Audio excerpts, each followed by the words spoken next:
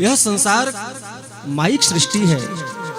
भगवान की जो अघट घटना पटी सी जो माया है, उससे यह संसार सृजित है, निर्मित है, निर्णीत है। इस संसार में काल हम पर सदैव प्रभावी है। सबसे बड़ा शत्रु कौन है हमारा? काल। हम सब प्रतिक्षण प्रतिपल काल के गाल में प्रवेश कर रहे हैं।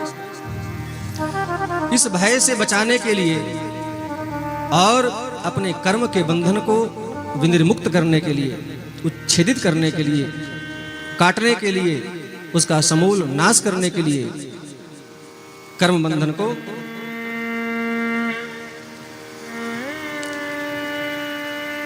भगवान ने दो वकील दिया है, एक शास्त्र और दूसरे संत।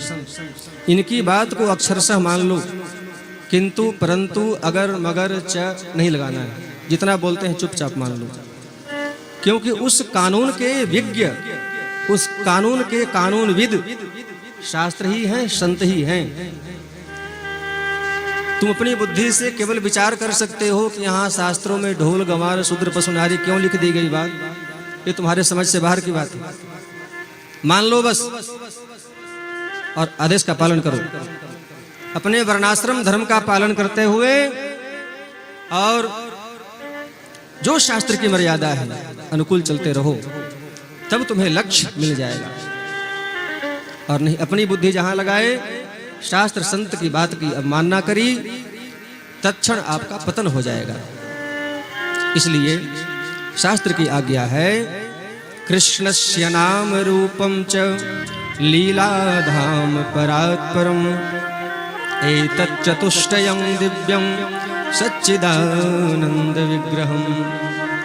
एतत् चतुष्टयं दिव्यम, ये चारों जो चतुष्टय हैं, भगवान का रूप चतुष्टय, विग्रह चतुष्टय, जिसका नाम है नाम रूप लीला और धाम। चतुष्टय मतलब चार और विग्रह मतलब भगवान का स्वरूप।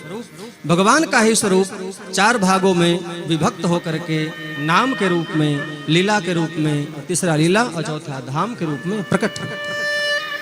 इसलिए नाम संकीर्तन सबसे पहले, नाम के बाद रूप का चिंतन, नाम के बाद रूप, और नाम रूप के बाद फिर लीला का चिंतन, नाम रूप लीला के बाद फिर धाम का चिंतन। ये क्रम है। इस क्रम से जो आगे बढ़ेंगे तो ही साधना मार्ग में, भक्ति मार्ग में गति मिलेगी।